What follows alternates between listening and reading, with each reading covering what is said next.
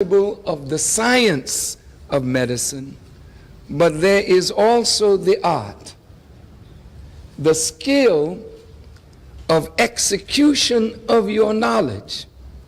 The greater your creativity in exercising that knowledge, then you become a skilled artist at your craft. So you're not only involved in the science of medicine, you are involved in the art of healing.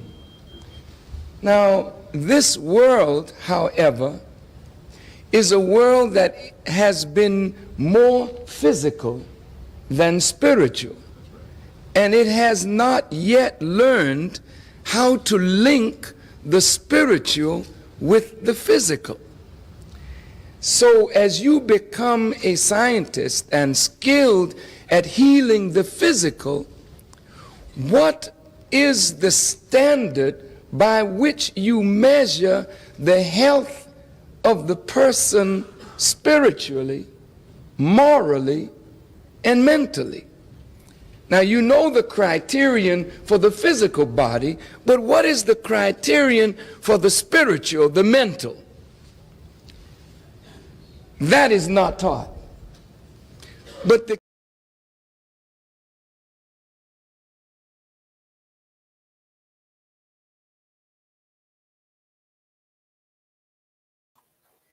Thank you for joining us.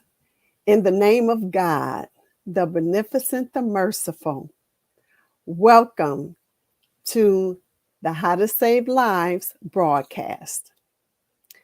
Today's topic, as many of you may have seen, is on weight loss. We'll be talking about managing weight. And we're having, if you would be ever so patient with us. We were having a few technical issues, but today's topic, how excess body fat contributes to dis-ease, natural strategies for the elimination of excess fat and weight. And this is going to be presented by Sister Dr. Kim P. Muhammad L. So right now, I will start to, while she's logging on, she was having some difficulty logging on. So while she's logging on, I'm going to read her bio. Is everybody okay? I hope everybody is doing well this evening. Okay. Sister Dr. Kim L. has over 40 years experience in healthcare. In 1983, she earned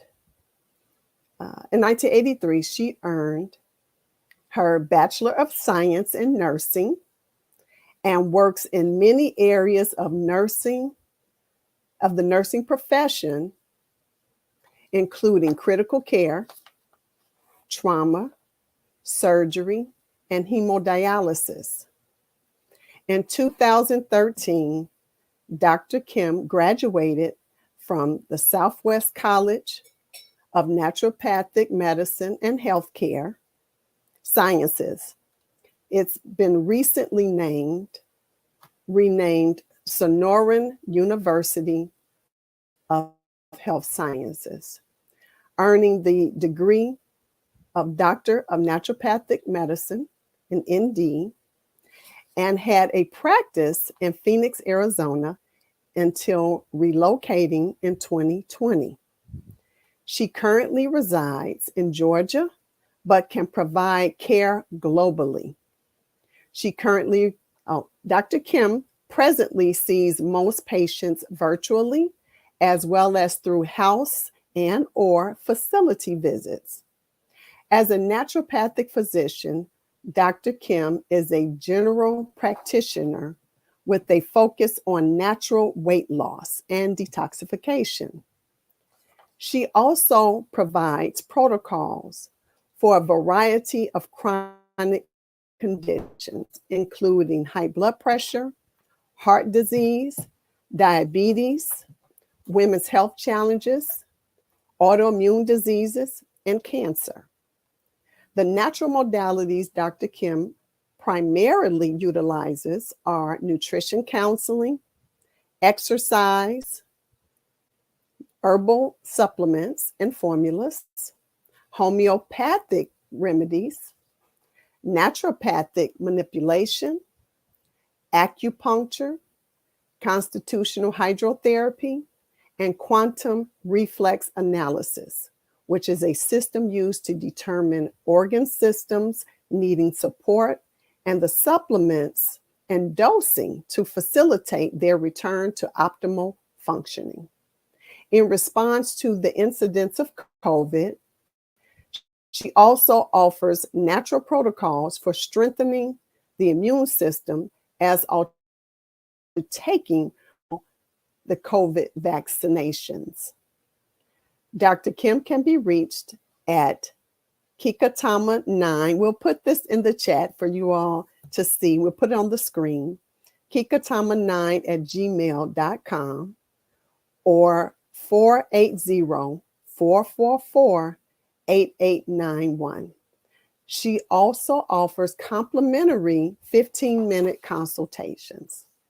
Now, we will be presenting Dr. Kim in just a second. Her slides are here and ready to go. Let's see what's going on. Okay. All right. So she's trying to re-enter with the new link. Now, in the meantime, please, I'm not sure what the difficulty is with her getting on. However, as you may have seen in the chat, those of you who have questions, please post your questions because we will definitely be taking questions to answer some of your questions and concerns regarding excess body fat and weight and how it contributes to disease. Oh boy, let's see here. Okay.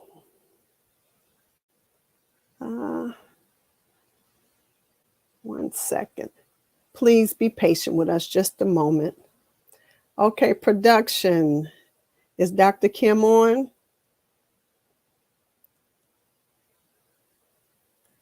She says she's in StreamYard. She's on StreamYard. She doesn't know why she's not being seen. I don't know either. This is the first time we've ever had this issue. Okay, I'll give her another login. In the meantime, is there anyone who has a question from any of our prior broadcasts that we can answer for you now?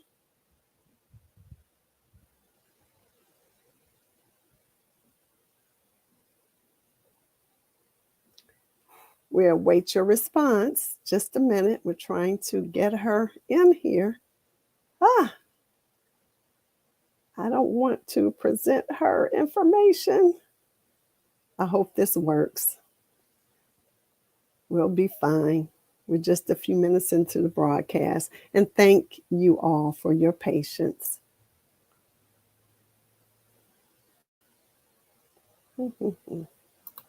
Let's see. Okay, what's happening? Let's see. No questions? Nobody is posting anything? Now that's a first. That's a first that we have no questions. Please post your questions in the chat while we have time, because when Dr. Kim gets started, we will have limited time at that point. We have time for you to post your questions now. Let's see.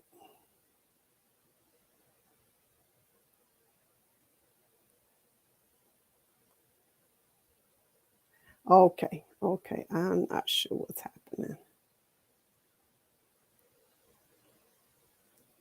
Okay, so production, are you seeing Dr. Kim, just yet?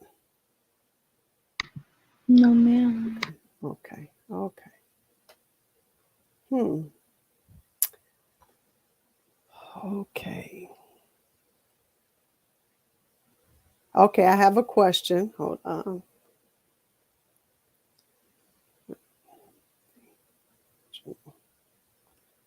Okay.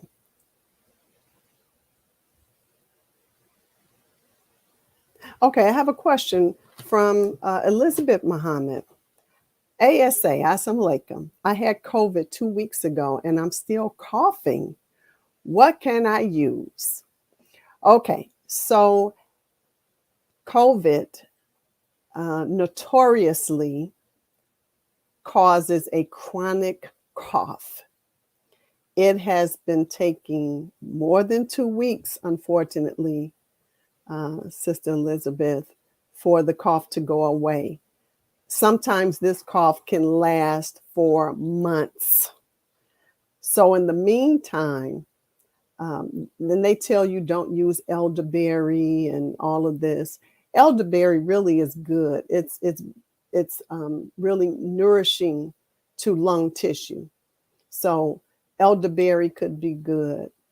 The honey, honey and lemon is good to soothe the throat and to soothe the respiratory tract.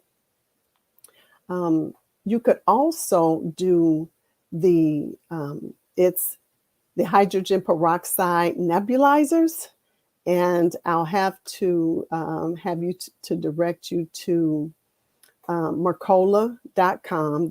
I'm going to put this in the chat, and you can also research hydrogen peroxide. I'll put this in the chat. Hydrogen peroxide, and this is the food grade hydrogen peroxide. Hydrogen peroxide nebulizer therapy, and that would help also. As well as just the basic, I'm sorry, I misspelled therapy, as well as just the basic, there is Tessalon. It's a pearl that can really help in a pinch because sometimes natural things take a minute to work. So you can use Tessalon pearls, golden seal, echinacea, golden seal and echinacea. They also work pretty well to help and they help more so to kind of clean up some of the damage to the lungs that was affected by COVID. And so that in turn will help soothe the cough. Okay, those are some of the more natural things that I will recommend to help with that. And I hope that works for you. If not, you always have the information to contact me, and we will be scrolling the information for you to see again. To contact me at healthatitsbest.org. Thank you. Well, she logged back in. We don't see her. I'm not sure what the login information. And there's the contact information for me again. Okay, so production, please provide Sister Dr. Kim another login access because the ones we have been given are not working, and we may need to contact our dear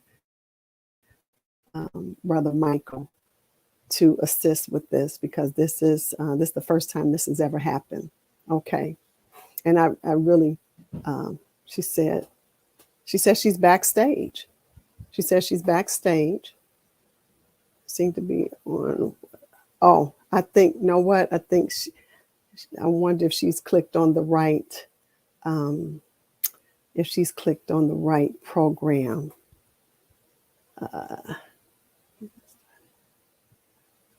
Oh boy.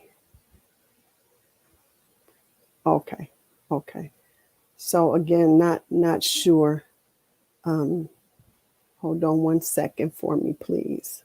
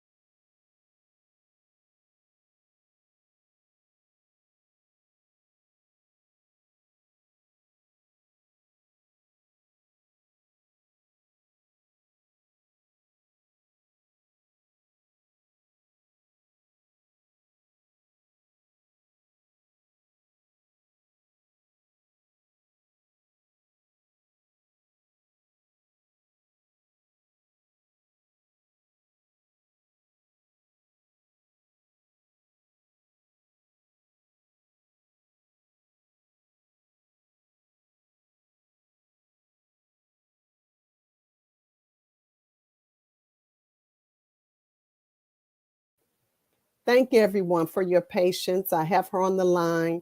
We should be logged in less than 5 minutes. Please stand by. Thank you again for your patience.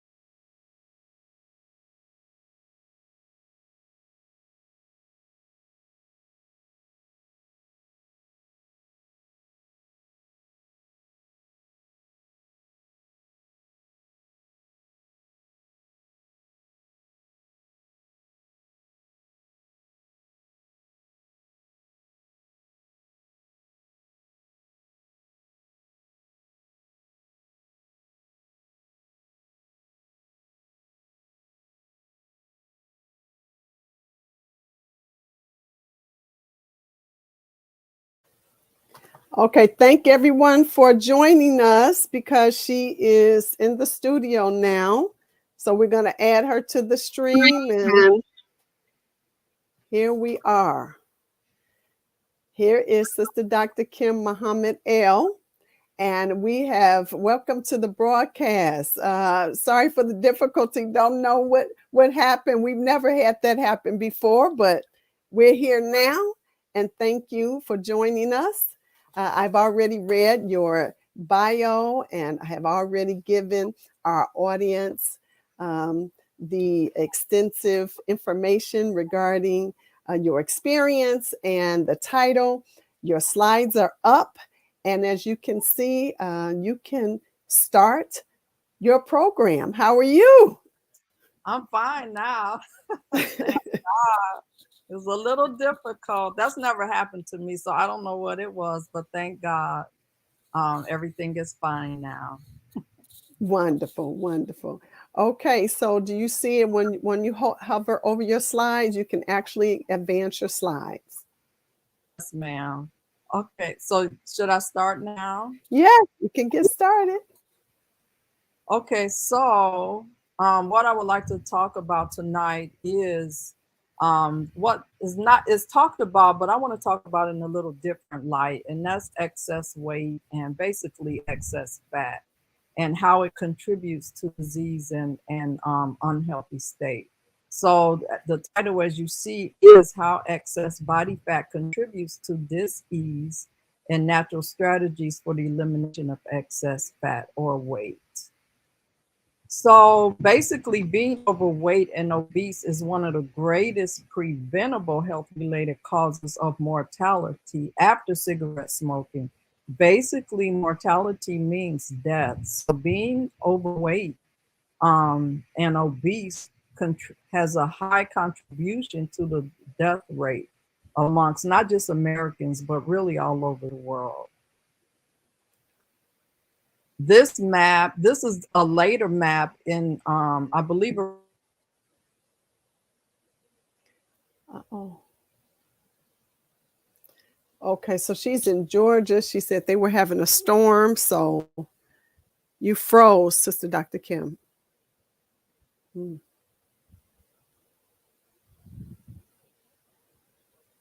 Wow. Oh, she's frozen.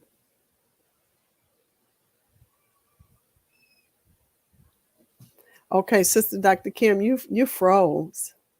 I'm not sure. It's this is a little problematic here. That's okay. Uh-oh. We brought her back. Let's see. Oh wow. Okay. So yeah, it's she's having some technical difficulties really on her end. There is I believe she said there's some storms in the area in Georgia where she is. And so I believe that is causing quite a bit of the technical difficulties on her end.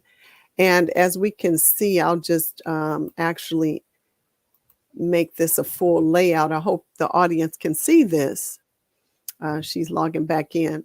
I just made this slide more of a full screen, and the percent of obese adults, meaning the body mass index is over 30 plus. Okay. All right, there we are. Okay, we lost you. So I kind of made the slide a fuller screen so that they could see some of the states of with the red, what those red states are. Okay, you can continue. Okay, so and basically this is a slide of as Dr. Patrice was saying, it shows the rate of obesity, and this is an increase. This slide is from, I believe, 2021 or 2022, and this is basically an increase, and the rate of obesity does continually increase each year. So basically, U.S. statistics from 2017 in March to from 2017 to March of 2020, the prevalence has increased from 30.5 to 41.9%. Severe obesity has increased from 4.9 to 9.2%. Severe obesity includes what's called morbid obesity. And what morbid obesity is a state that basically means that if it's not addressed, the patient has or the person has a much, much higher rate of death. And it doesn't mean that they're older. This happens amongst younger people as well. Right now, according to that date range, almost 50% of adults and 20% of children are obese. And that's a significant increase. This chart right here basically just shows the rate of obesity from 1980 up to 2010, and it shows how it's related to the introduction or the consumption of carbohydrates. In this case, is mainly the simple sugars that are found in sweets and the refined grains. This slide shows comorbidities associated with excess weight. Morbidity basically means illness.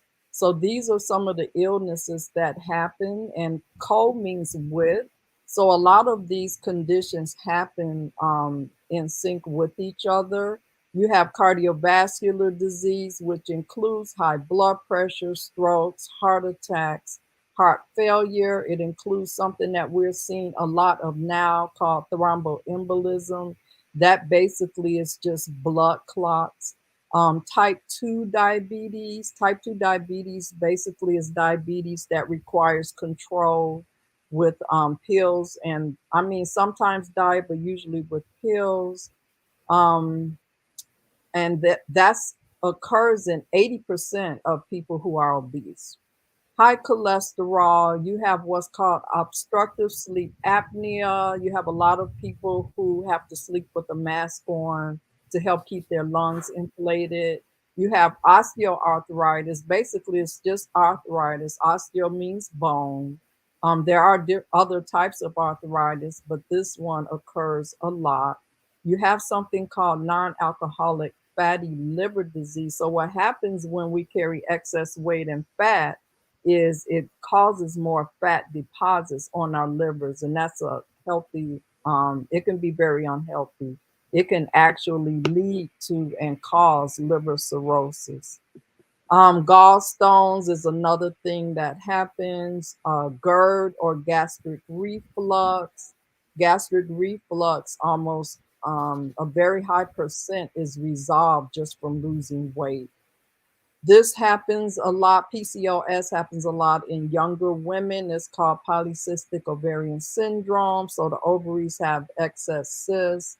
The women tend to be at least overweight, and they have many issues, problems getting pregnant, irregular menses, and other female problems. ED or erectile dysfunction, increased incidence of infection and cancer. So those are things that can happen. And that list is not conclusive.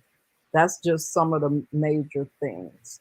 So basically, what is obesity? It is a condition of being grossly fat or overweight. That's one definition. Another definition is a body weight greater than 20% of the normal body weight, BMI or body mass index greater than 30, a body mass index greater than 25 is considered overweight or pre-obesity.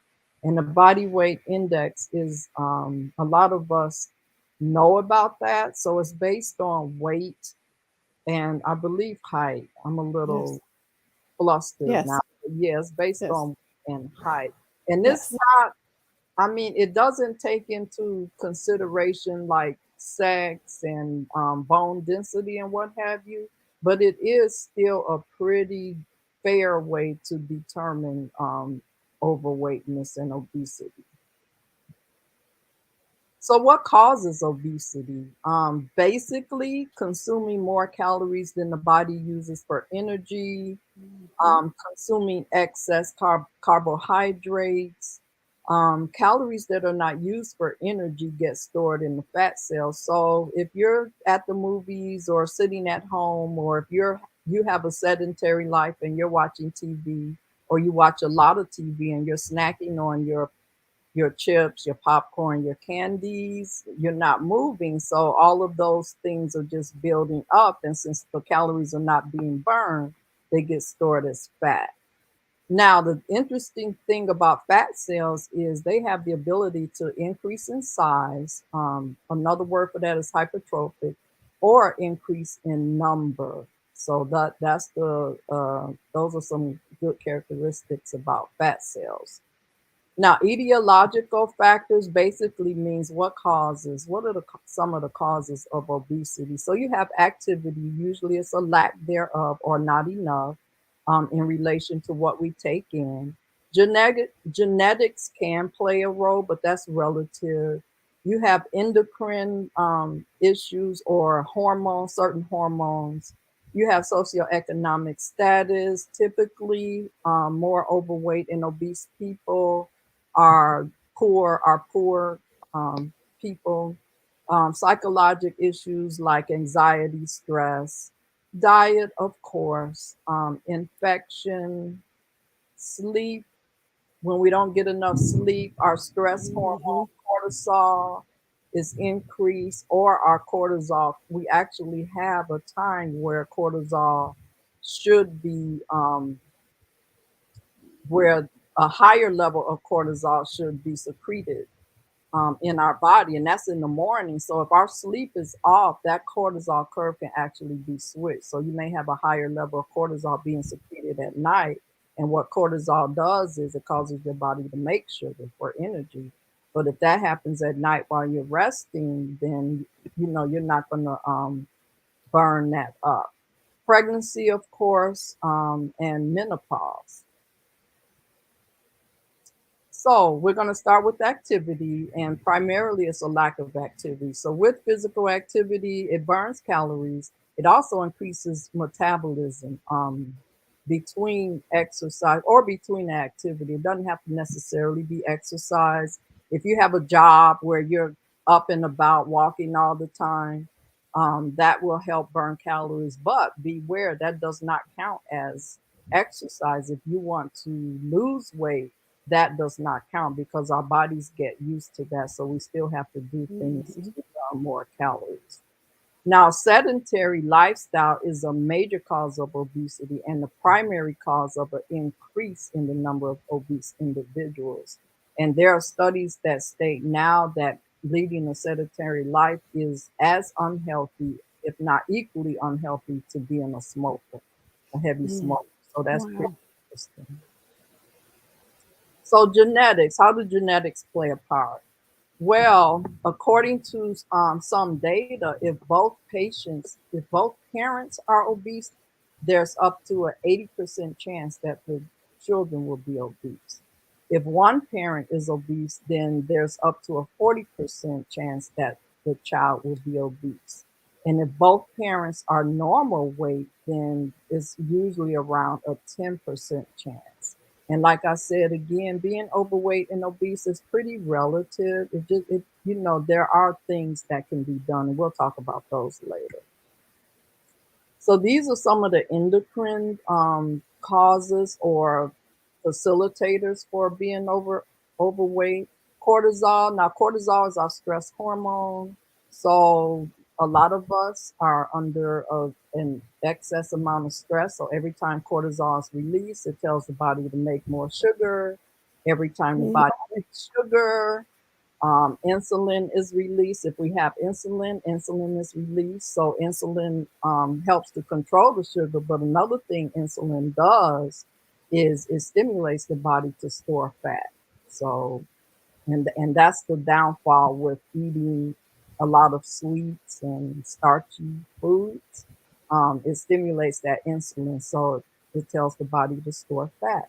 You have testosterone. In this case, is usually a lesser amount of testosterone in men as they grow older. You have the estrogen uh, with women as they grow older. The estrogen decreases, so that can um, indirectly be related or be a facilitator. A lot of people have a decrease in the thyroid hormone or decrease in thyroid activity. The thyroid hormone does control our metabolism. So if that hormone is decreased, the metabolism is going to be decreased. But again, a lot of these things are relative and they are controllable. And we'll talk about that. Socioeconomic factors. So, like I stated before, rates of obesity is higher mainly among people of color, and that's because more of us are poor. More of us don't have access. More of us live in poor conditions, not just financially poor, but mentally, spiritually, and everything. And then because of the way a lot of us are raised, and because of the quote food deserts, we just don't have access to good food. So, and then another thing that's really bad is a lot of the lower priced foods are the bad foods. So they lack nutritional value. They actually have things in them that cause us to gain weight. And we tend to eat like our parents taught us or raised us, unless once we become adults, we decide to change. And as I stated, there's a severe lack of fresh produce and natural foods in poor neighborhoods. That is starting to change in some areas in big cities with community gardens and with fresh markets and stores that sell fresh produce. But a thing about that is a lot of the produce, because now we're in the age of genetically modified organisms and just all kinds of things. Psychologic. So some people, when they get anxious or excited or sad, they eat more. So emotional eating. People, if we stay up late, we get hungry. So midnight snack or snack. Some eating disorders, one in particularly bulimia, which involves just eating, and eating. But then what people with bulimia do, they'll eat an excessive amount of food, but then they'll make themselves throw it up. So, in an effort to prevent losing weight, but that is a disorder. I'm sorry, to prevent from gaining weight, but that is a disorder. So, um, that's something that needs to be addressed if someone is experiencing that. Okay, so let's talk about fat. Now, what is it about fat that can cause disease? Fat, a lot of people think it just sits there up under our skin and around our organs, but fat, basically the definition is a naturally oily or greasy substance occurring in animal bodies, especially when deposited as a layer under the skin or around organs. So one of the big things about fat is that it can cause or maintain inflammation. Studies have shown, and scientists are stating now that all diseases result from chronic inflammation in the body. So every disease that we see is a manifestation of some type of chronic inflammation. And inflammation is good. You know, if you cut your finger, there's an inflammatory response that occurs that lets your finger heal. Mhm. But once that finger is healed, you know, that inflammatory response is supposed to stop. So if it continues, that's where we get problems. And that includes things like the diabetes, the high blood pressure, heart disease, all the way up to cancer. And another thing that's really become prevalent are what are called autoimmune diseases like the lupus um, and other diseases. It affects insulin sensitivity. So the more fat we have, insulin sensitivity basically is how sensitive those insulin receptors are to receiving the insulin so that the insulin can actually work. So what the fat does, it kind of numbs those sensors so that you may have a lot of insulin. And actually, a lot of people with type 2 diabetes have adequate insulin, but because of decreased insulin sensitivity, their body is not able to utilize that insulin. Another thing fat does is it regulates appetite. So if you have more fat, there are two main hormones that regulate appetite. One is called ghrelin and one is called leptin. And if you have excess fat, then that causes your body to secrete more ghrelin, which tells you to eat. And it causes your body to decrease the secretion of leptin, which tells your body, okay, you've had enough, you can stop eating. So these are three main reasons why fat is so bad for us. This is actually a picture of a fat cell. And fat cells, they're complex and they're metabolically active. All cells of the body have the same things. If you look at that big yellow thing that looks like an egg yolk, or if you think of a cell as a freshly cracked egg, the yellow yolk part is that fat cell. And this cell, you can see that it's actually swollen. It takes up almost the whole white or clear part of the cell. So that's an example of a fat cell that has gotten larger. And then this is just a picture of a cell. All these little things you see, I'm not going to go into it. That's like biochemistry. So we're not even going to deal with that tonight. But I did want to just show all the parts of a cell. This is one cell. So that's all the parts of the cell. This is a picture showing the distribution of fat. So you have what's called subcutaneous fat. Cutaneous just means skin, sub is under. So that's under the skin. And then you have visceral fat. Visceral refers to organs. So we do have some fat around our organs, but here you see this is excessive, so that you don't want. Subcutaneous fat. So that can be pinched. So if you have too much of it and you grab your side, you're going to have a handful in your hand. And that's one thing a lot of us want to lose. It's prevalent, especially in women, on the hips, waist, and buttocks. And this fat, as a lot of us women know, is more difficult to lose. Visceral fat surrounds the organs like liver, stomach, and heart. We especially don't want it around our liver. We especially don't want it around our heart. And like I said before, it does release hormones that increase inflammation, which causes and makes all diseases worse, including obesity. It's also linked to heart disease and diabetes. This fat causes more harm than subcutaneous fat, but it's easier to remove with diet and exercise. Mhm. You also have different fat cells. There are more than this, but primarily white fat cells and brown fat cells. White fat is what we find under the skin or around our organs. That's the bad fat. It has low metabolic activity, and it's the energy storing fat. Brown fat is more abundant in babies and children. It's metabolically active. It helps keep us warm when it's cold, and it's activated by exercise. So, weight loss strategies. I have these listed in pretty much order of importance. Diet number one, exercise number two, sleep and stress reduction tie, really, they go hand in hand. There's supplements, there's acupuncture, there's injections, pharmaceuticals, and finally surgery. Now, all of these work. There are other strategies, but these are some of the major ones. What I deal with as a practitioner, diet is number one. Always address diet, always as number one. And with exercise, because you have to move.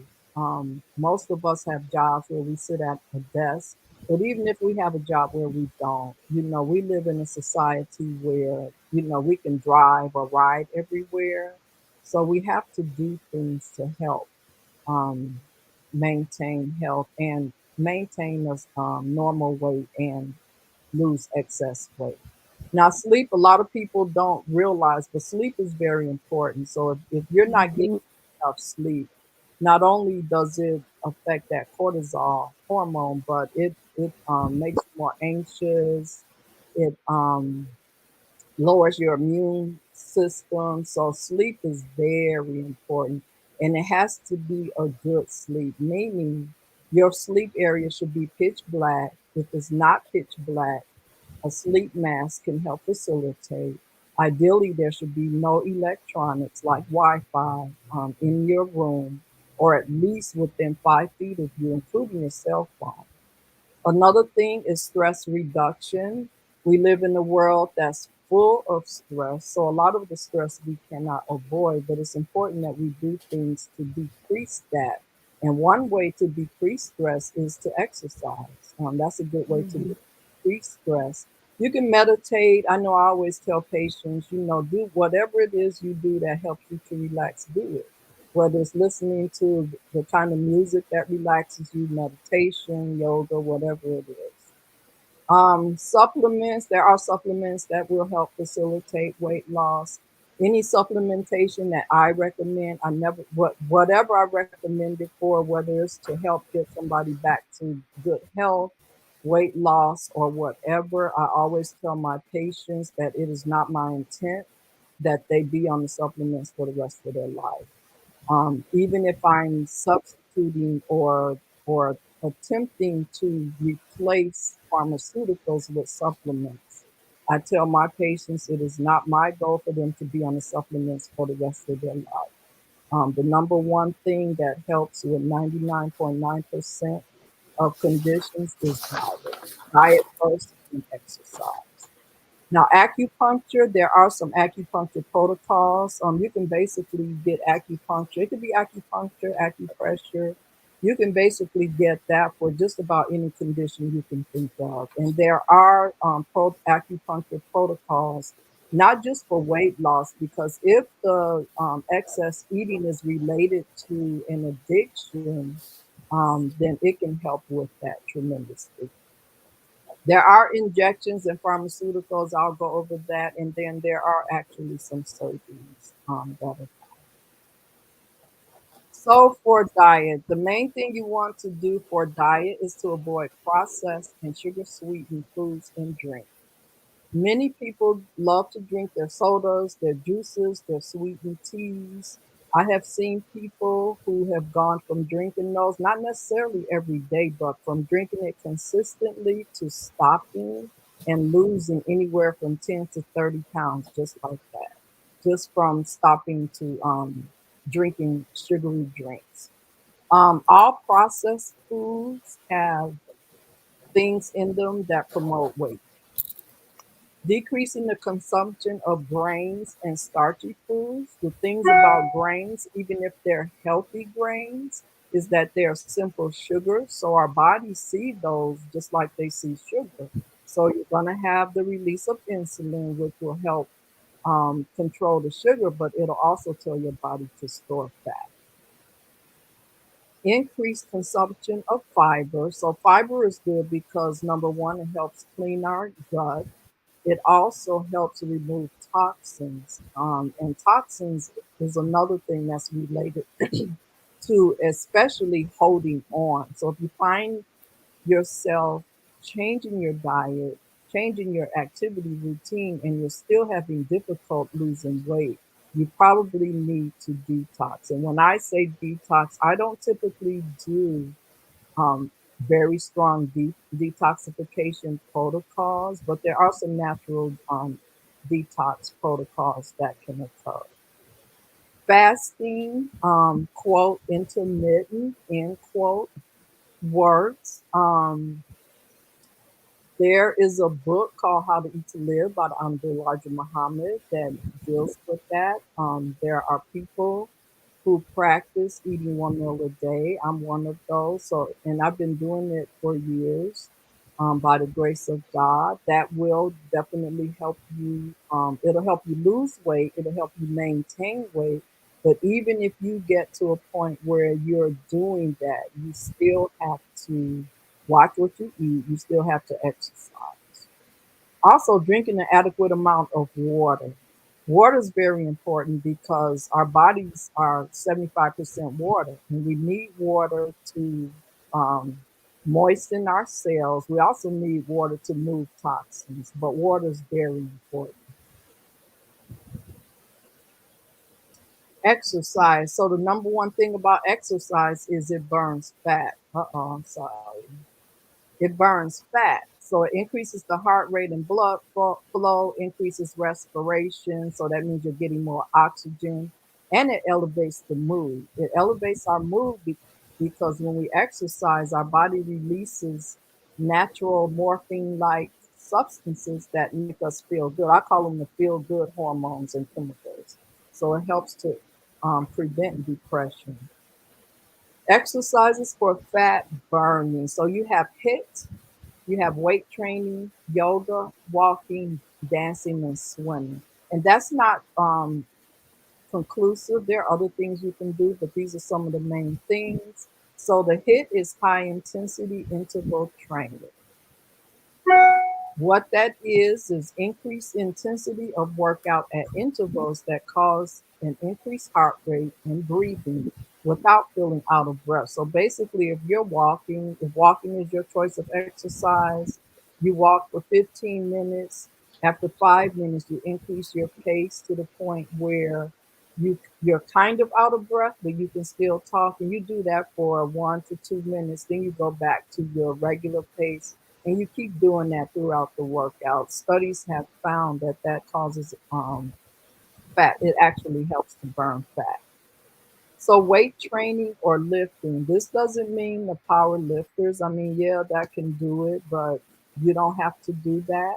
You could do lightweight Right. and repetitions. So I always say 5 to 10 pounds for women, 10 to 20 pounds for men, and you start out at 10 to 12 reps, 2 to 3 reps at a time, and that will help. It'll improve muscle tone and strength. It increases fat burning capacity of the body. It'll increase your energy.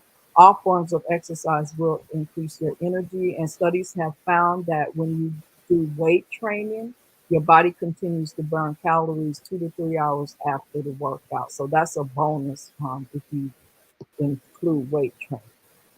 Yoga is another good exercise. This was something I personally used after having one of my children. This is what I used to get back to my pre-pregnancy size.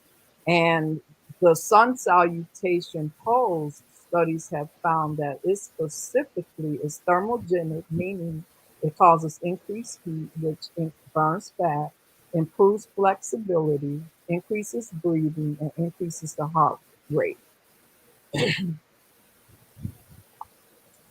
You also have walking, dancing, swimming. So with all of these, you can use the HIIT method or the high intensity interval training.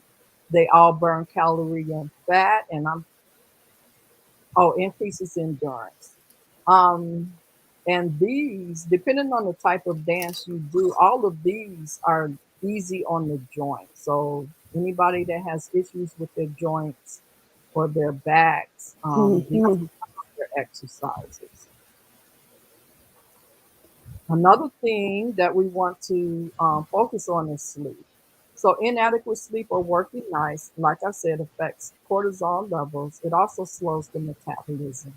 Now, with the sleep apnea, anybody diagnosed with that, if you know anybody that has to wear what's called a CPAP or BiPAP mask, or they have some other device that will help them that will help keep them breathing throughout the night.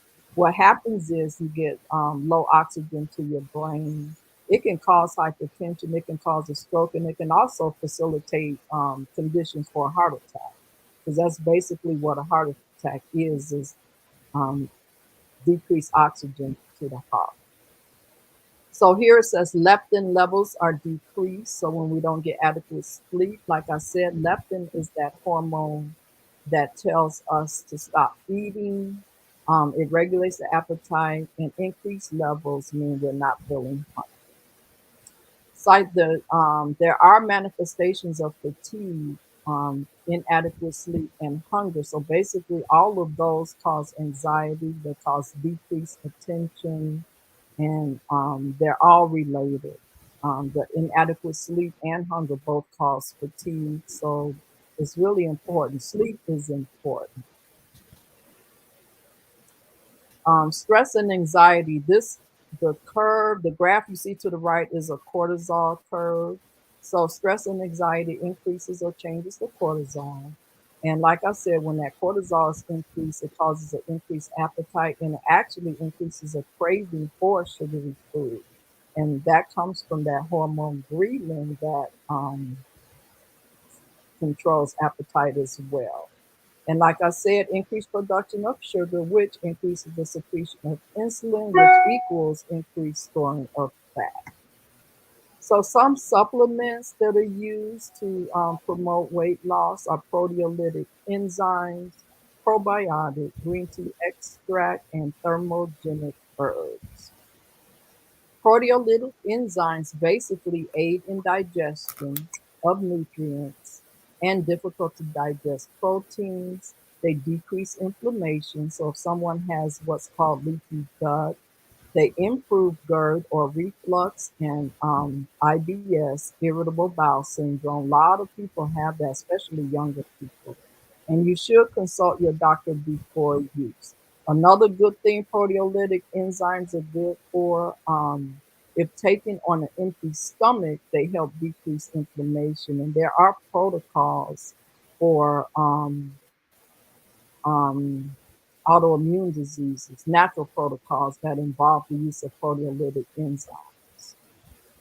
Another thing about proteolytic enzymes is they do tend to thin the blood. So you do want to consult your doctor before use. Probiotics balance and repopulate gut bacteria. They regulate bowel activity, which helps eliminate toxins. They can decrease allergies because a lot of times, especially if someone has leaky gut, they tend to have increased allergies to especially foods. There are specific probiotics that help treat diarrhea. One disease in particular is C. difficile, and they help to improve mood disorders. Because if our gut is gut bacteria severely out of balance, that could affects our mood. It does have an impact on our mood.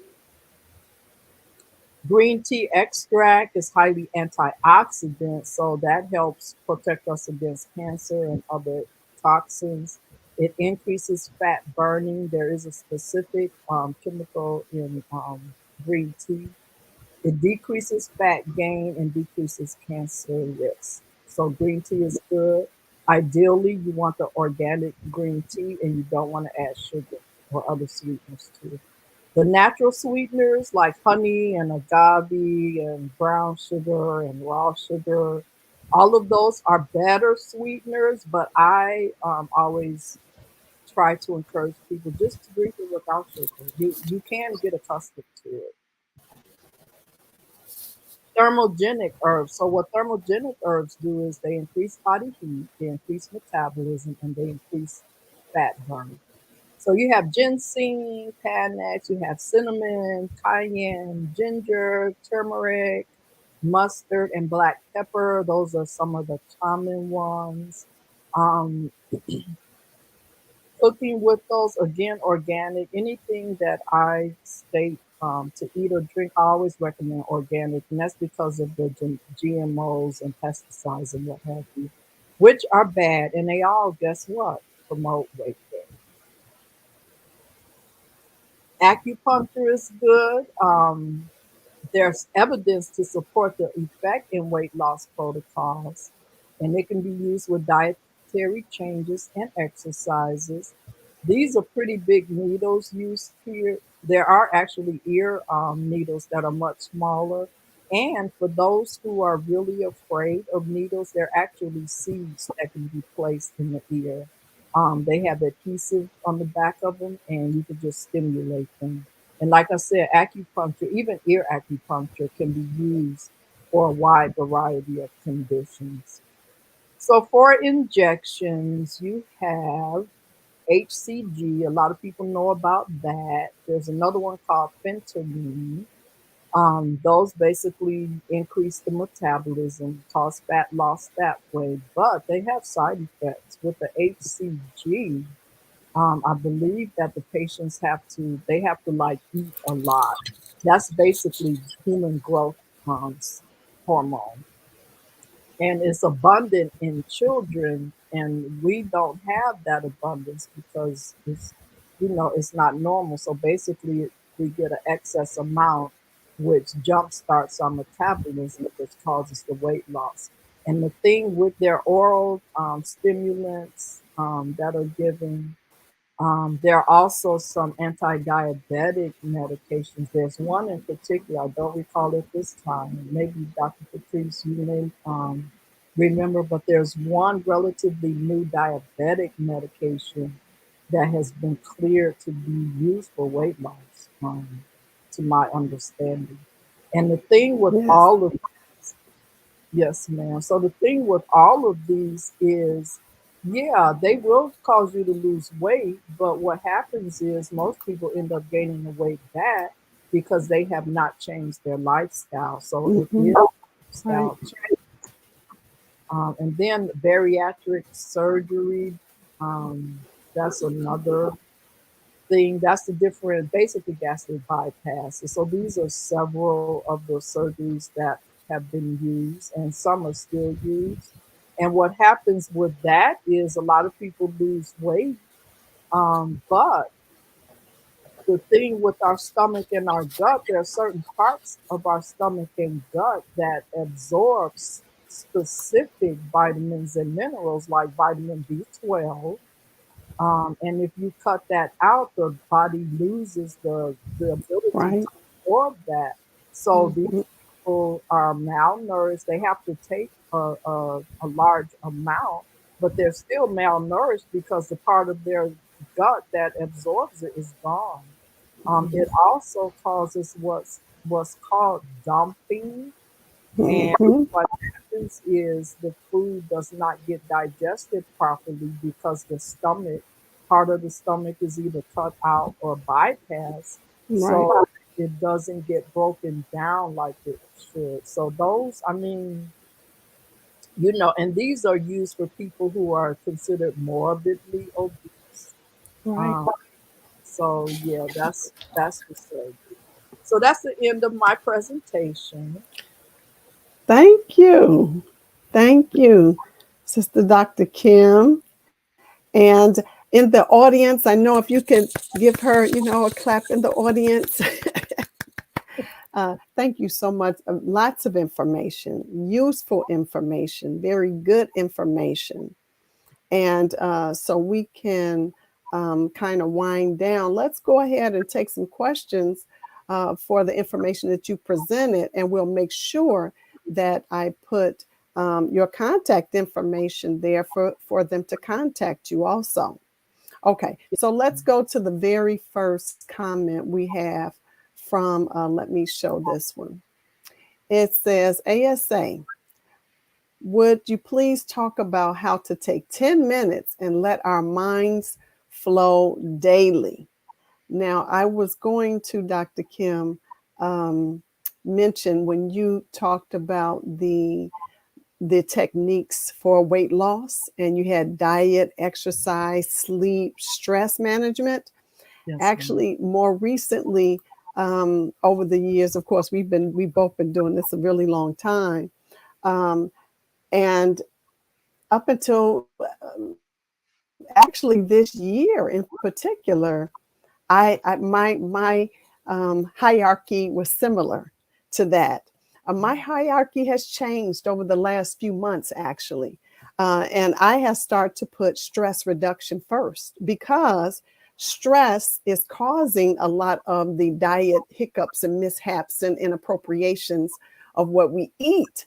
And so, one of the things that we have this Willie Somerville talk about, and that's very key, and that plays a role into our stress reduction, which is quieting the mind, letting the Yeah. mind, as he said, let our minds flow daily, because all too often we don't quiet our minds.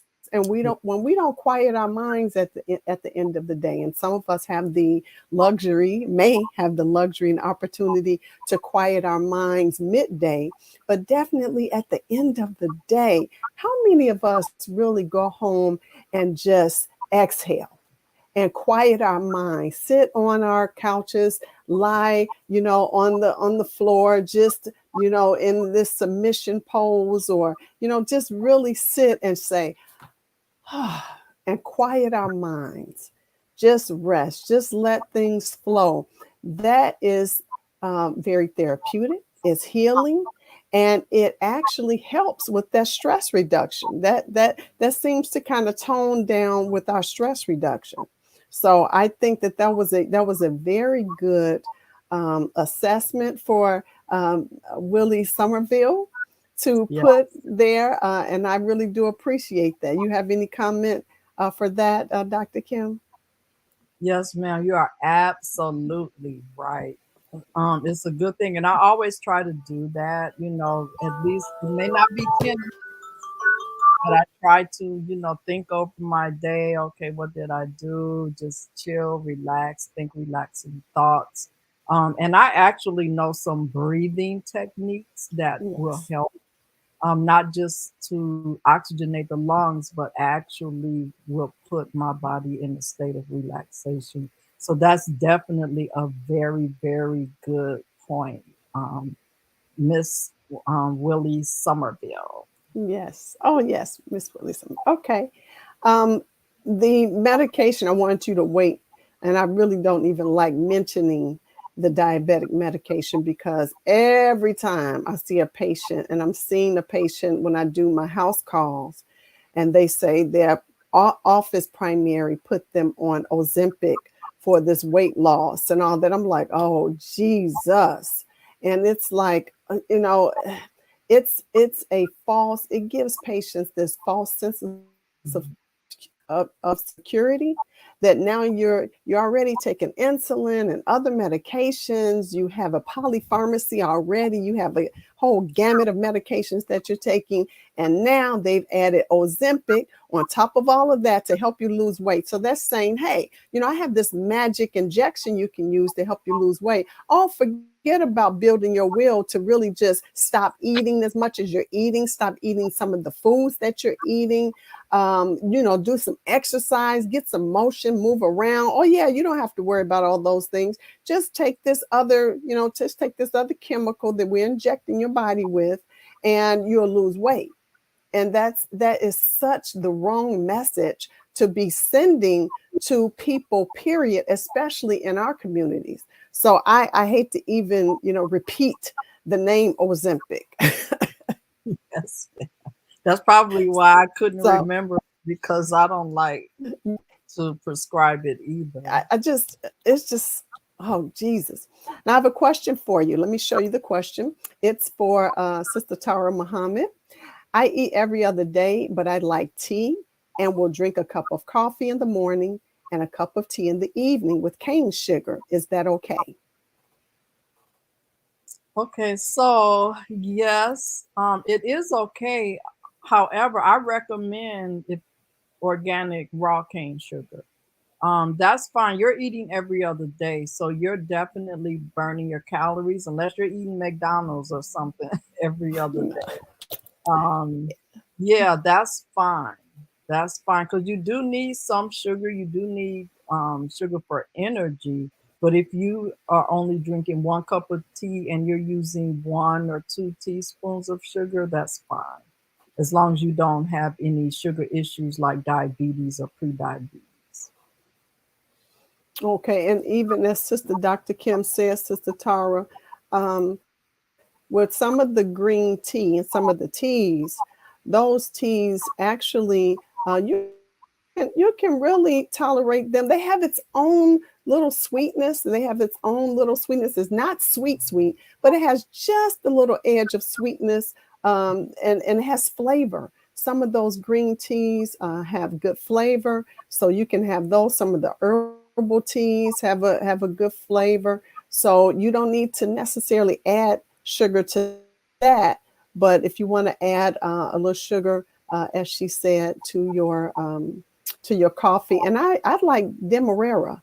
That is it's a really good quality raw sugar. If I add that, a lot of times I try not to use it. I'm a stevia person also. That's a fiber plant. It's a natural fiber plant. It's 100 to 300 times sweeter than sugar, than the sugar cane. And most people put a little bit too much. That's why they can't stand the aftertaste. But just try putting like a fourth of a teaspoon of it, and it's an acquired taste, but it's fiber. So you're getting your fiber, as Sister Dr. Kim said. You can get fiber. Fiber is healthy for you, it's good for you, and you have that little sweetness, so you kind of you have a multi-purpose sweetener there that's healthy, and you can try that also. Okay, we have any more? I have another question for you, Sister Dr. Kim. How about Celtic seawater in the morning? Is that good for me? It depends on how much. Now, salted salt does not promote high blood pressure, which is Right. good.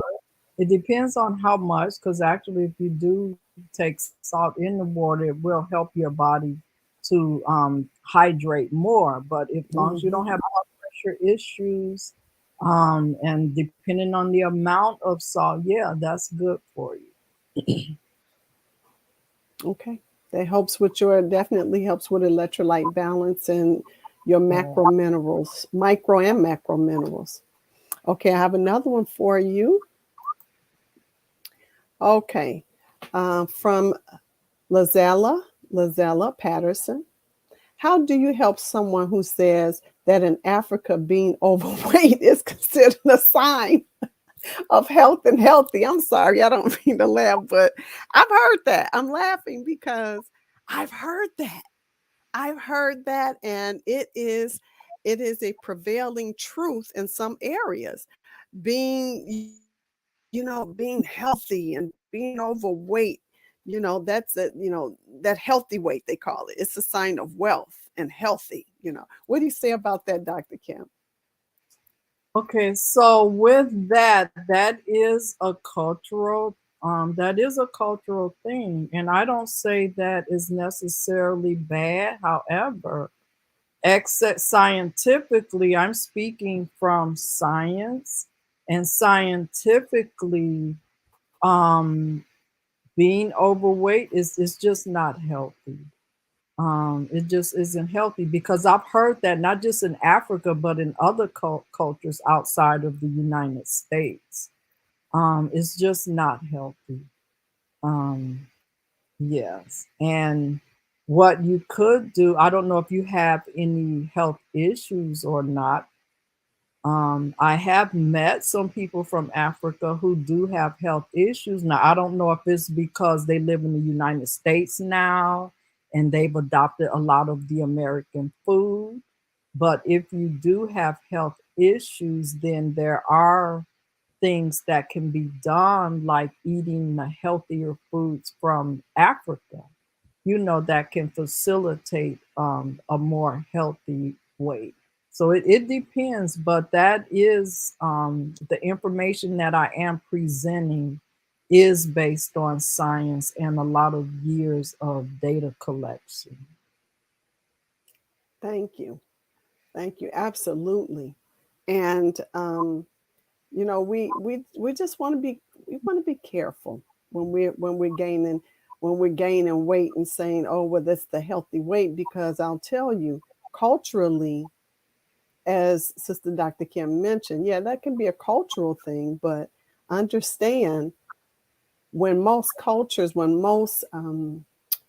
other cultures, people from other cultures come here, other races and other ethnicities, when they come to the U.S. in particular, and they adopt the American diet, their weight goes up, their comorbidities go up, their death rate go up, due to cancer and cardiovascular disease.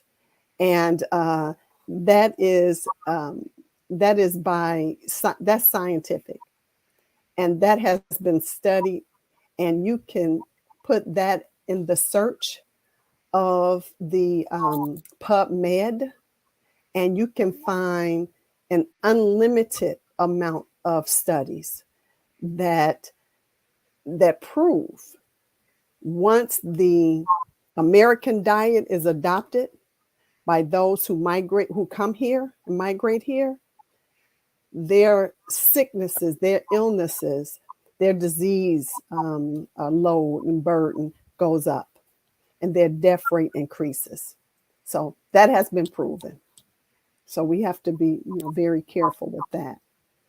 Are there any concluding words or statements you'd like to give to us, Sister Dr. Kim, before we close out this evening?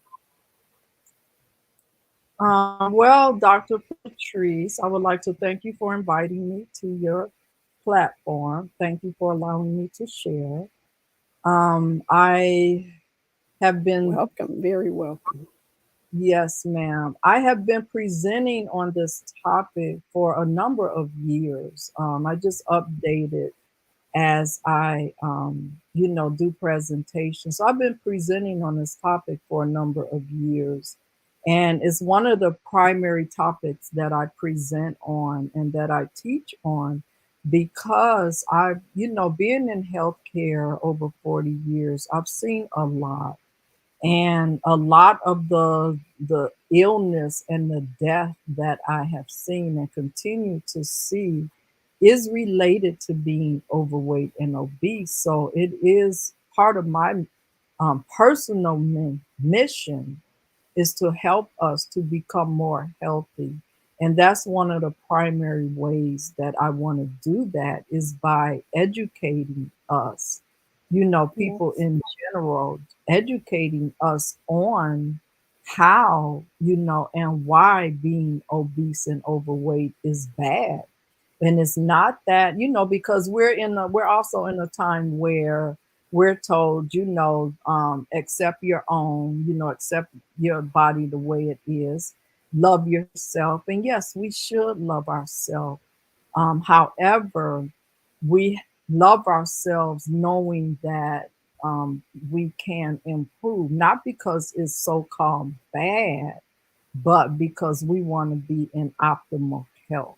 So, in being in yes, optimal health, that's why it's one of my missions to help us to become that because just about every disease that you can think of that we suffer from is exacerbated or caused by being overweight and obese.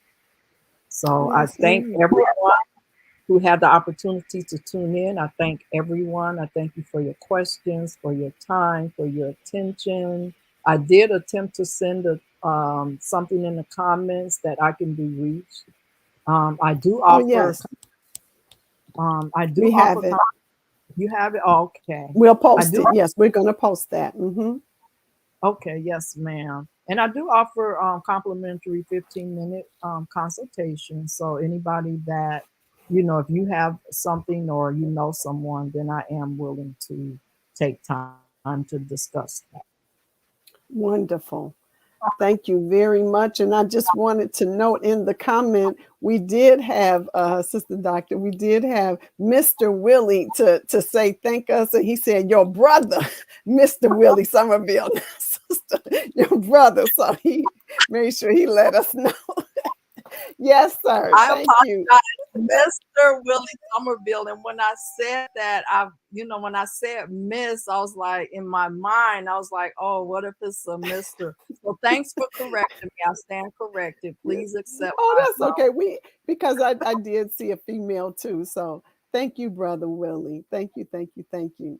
Okay, now we are going to end. I am trying my best not to forget to close out every broadcast with a natural DIY, do-it-yourself type of caveat. So I have a nugget for you all. Let me post this really quickly. I'm going to share my screen, and let's see how we go here. Okay, let me do this again. So present slides. I don't have slides. I gotta from my computer. Let me go to the cleanser. Here we go. Okay, so I'm going to show you all. I gave a do-it-yourself facial cleanser last week. And with the facial cleanser, now what do you moisturize with? I did that on purpose so I could kind of span out the information that I give, right? So I gave the facial cleanser. So this time we have the facial moisturizers. And I'll put a bigger screen here. So we have the natural plant-based facial moisturizers. These are just a few that I'm personally familiar with that work well.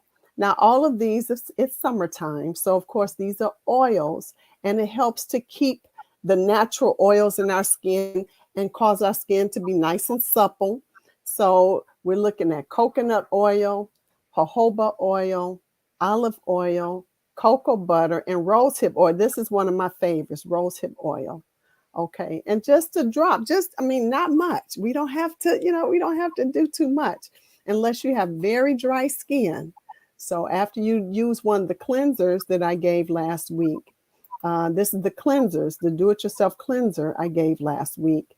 Then you can have just a couple drops of the oils to put on your face, and not too much. Even if you have oily skin, you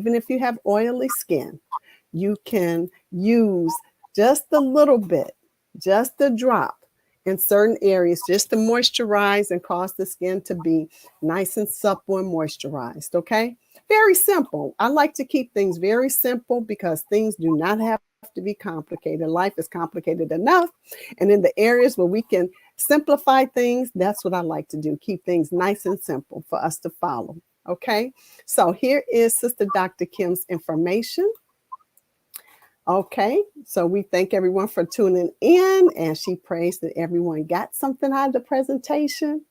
And if you would like a complimentary consultation, she can be reached at the number 480-444-8891 or kikatama9@gmail.com.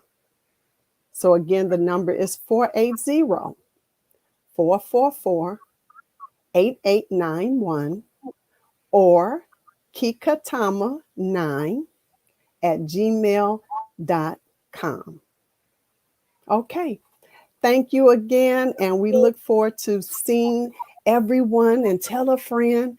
We'll have our next broadcast 2 weeks from today. So that'll be the 17th. And look forward to seeing you all on, and thank you for your patience again. We had a little rough start today, but we finally got our sister doctor on, and she gave an excellent presentation. And thank you again. And we look forward to having you again so we can go a little bit further and deeper if you'd like to share some other caveats and some more information, because we can always use the information on how to lose weight, how to have a healthy body weight, and how to get to healthy body weight. And we don't have to have the woe is me type of attitude, right, Sister Dr. Kim? There are ways that we can do this. And if you didn't get that weight overnight, just be patient with yourself. We will definitely help to get you to a healthier weight, but be patient with yourself and it can be done. Okay. Yes, ma'am. All Absolutely. right. Thank you so much. All right. You all have a good evening. Thank you again for your attendance on our broadcast. We look forward to seeing you again in 2 weeks on August the 17th. Good night, everyone. Peace.